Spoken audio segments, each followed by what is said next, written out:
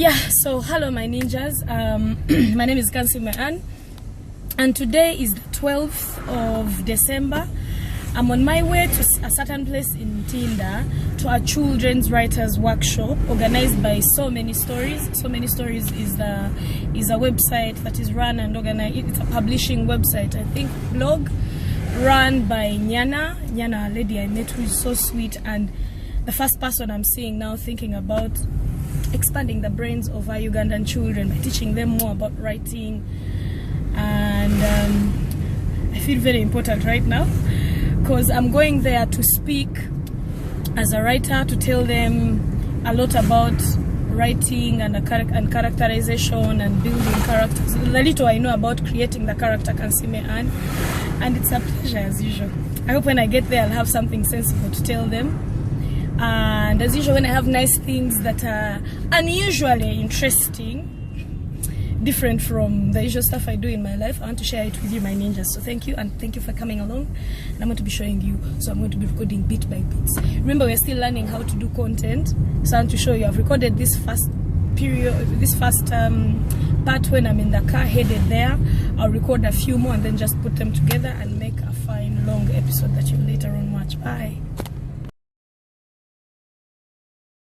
So finally we got here. I first got lost like 56 times. I didn't know it was so hard. We don't have those things of GPS here in Uganda. So finally I arrived at So Many Stories, and I'll start by introducing Nyana, the only lover I know among all these the rest I'm meeting today. Everyone has a character. It's so impressive that the people dealing with show them. Look at one with red hair, there are those with purple lips, there's green lips, there's white. So it's so much character here, and I believe these children are going to go home with whatever it is they want. Nyana, please say something.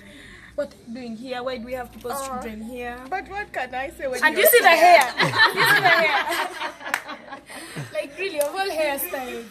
Like she just wants kids to know they belong. Such a nice mom. Hi, so this is the So Many Stories team. We're a Ugandan publishing house that only publishes Ugandan books. We also run book clubs for kids, and we met kids that are very interested in writing their own stories. So we thought, why don't we train them? Why don't we teach them? And yeah, but you guys, how's my lips? See, no. I'm going to post this as part of the glass of happiness. I usually Yes. So each production doesn't have to be perfect. I even tell my ninjas, the point is to capture the story of the day. Do you know what we are going to do? Are you going to see what we are going to do? That's the point. We don't want to zoom in and cut out the pimples. Today I've snaked them. Today I came ready. And then we are not supposed to zoom in the shoes. But we are zooming in. Okay, enough of us. Let's just go and see what we get to tell the children. Okay. Don't mess with Kansiime. Do you like make up something to quarrel about from your head just then, or they make for your script? I have a creative team that is made of about 7 people. It's headed by Kotilda Inapo. She's also a comedian. She's a stand-up comedian, and she's been writing content for me since I started performing stand-up comedy. So she has a team of 8 people who sit down and they say, okay, this time around we are going to act Kansiime in hospital, and we decide, am I the patient or I'm the doctor? So if I'm the doctor, we all know Kansiime has to argue about something. So we have to make sure whichever patient we bring in gives Anne something to quarrel about. So I have a crew which is tasked to study the character Kansiime, know what Kansiime can do in that particular scenario. So they write it down for me as a story, not scripted. I happen to have so many words in my mouth. So I'm one of those actors, they don't give a script, but they give me, is it a synopsis? What is it?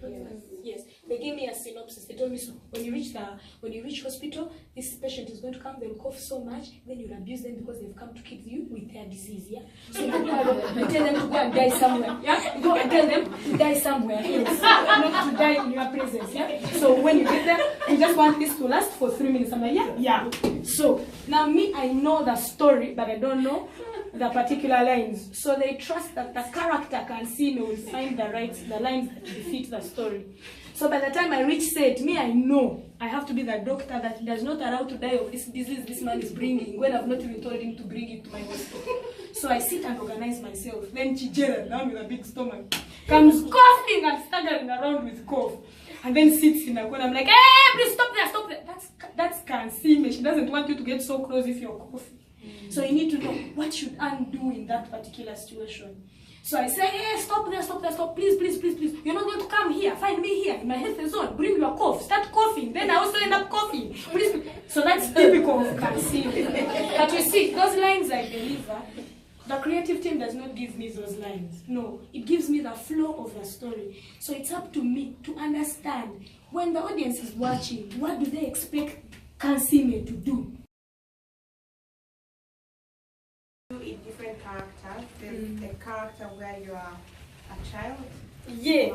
much younger, Yes. and then there's the Kansiime character. Yes. And how hard is it to write for, or to change those two, to write from Kansiime the one who's very young to now a child, because they're very, very different? Fortunately or unfortunately, I don't write for both characters. For the child character, I almost do copy and paste of the children in my life.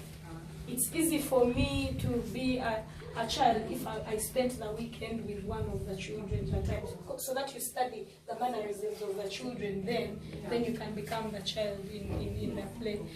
The first time I acted like a child, in my head I was dead set on my young brother's character. Kansiime Anne was very young then, it was about 5 to 6, because that's when I started acting him out when I was in high school.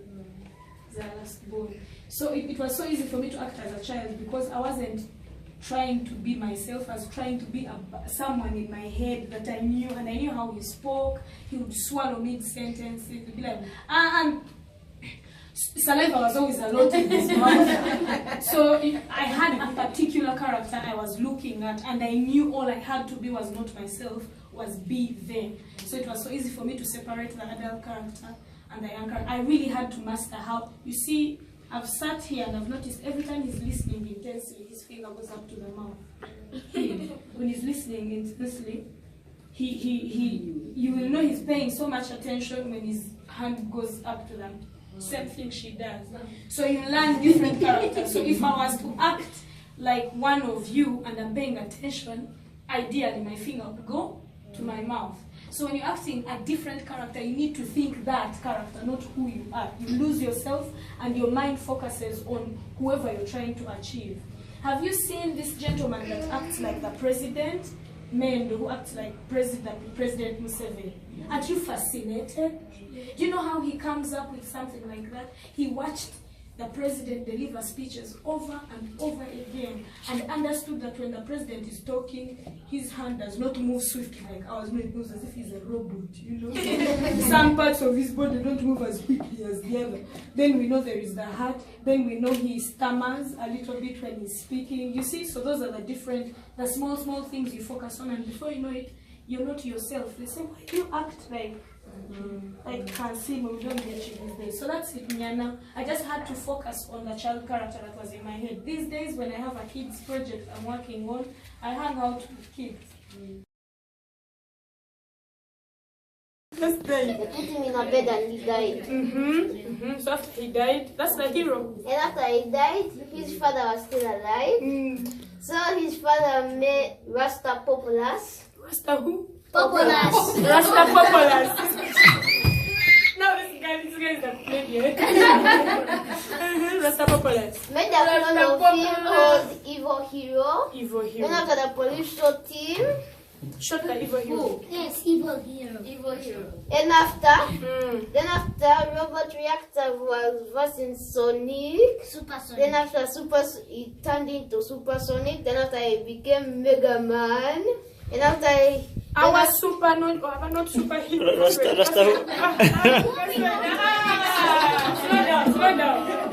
Slow down first page. So, our not superhero was Richie Engine man. Okay. After you're changing the story, you're mixing up. Yeah, I'm confused. Yeah, you're going to Sonic, then you're going to No. Dynamite, then you're Just tell us. Then one story. And after he used magic. He sent a cloud to Mega Man. Then it hit thunder on his head. And after they hit him with an anchor.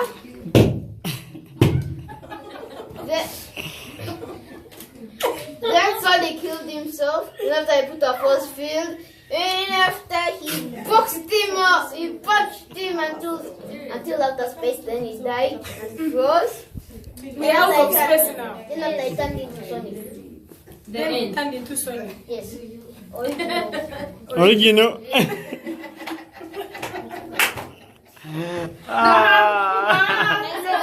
Yes, please say something. Just me are dying at hospital. And this one is only one. Tell us. First, we did first analyze the supersonic story here before we continue. What did we get the supersonic story? There's a roster. Just at the punching part. Okay, before we throw in our negative comments, let's say what it is that we learned about his story that we almost didn't get, but what is it that you picked? Yeah? Me, I'll tell you what I picked. It's a super fiction movie, yeah? It's science fiction, right? Because we were out of space at some point. Then the hero died, and then there was the one which was not the hero, which became the supersonic. So that makes it science fiction. Positive things only. He likes comics. Yes, he does like comics. Because I made one in my notebook. You did There's already? one more up there. I liked the name of Rasta Popolo. Yes. I like Rasta Pop. Why did you call it? Why did you call him Rasta Popolis? Popolis. Popolas. Rasta Popolis. Why? Because it's a nice name. It's a nice name. So yeah. Okay, so someone else had us. Rasta Me. Popolo looks like That's me. Yes.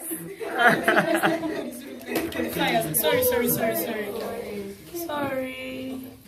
Yeah, it's okay. You get to be so serious, like you don't laugh at your own doings. Because it's hard telling them. Okay, let me actually tell you something. My crew is the strongest crew on earth. Sometimes I have cameramen abandoning cameras, like they usually, tripods. You know what a tripod is? That those sticks that hold the camera. That's a tripod. So they station the camera so well that if they laugh, they don't shake the camera. Yeah. Just know our bravest crew member is the sound man who is always holding the boom because he can't laugh. Yeah? But Besides yours, you'll be that.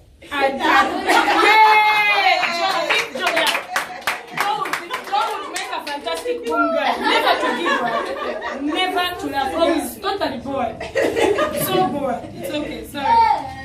So I usually have my crew, I think they are brave. I don't know how I don't laugh. Here's the thing. Half the time I speak funny things, I don't know they are funny.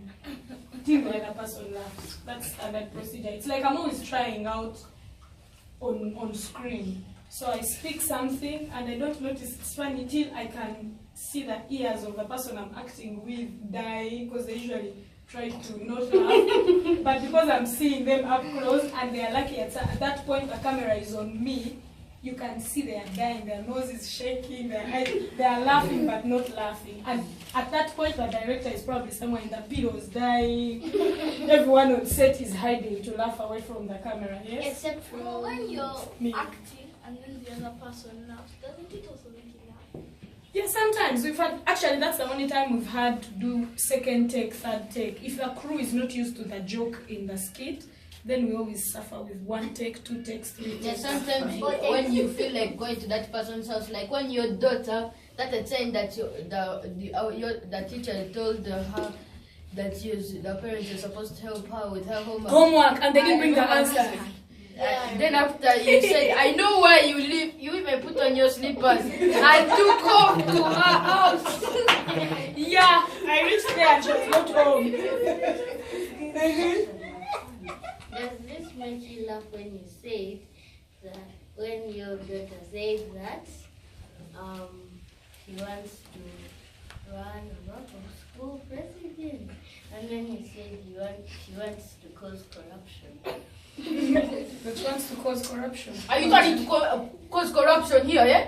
And you do not allow some children in this house who cause corruption. No, she said she agreed with her daughter.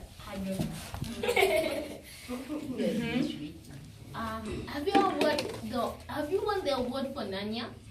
For Nanya. None your business. Nanya business. Another joke. Okay, no. I give up. Your jokes are 2.com. I keep missing them. These are jokes I knew had chimpanzees in them. You people have jokes that are 2.com for me. Do you want us to take a photo with Kansiime? Yes! You've broken our glasses. No, they had a few cracks. So we just designed them to get bigger.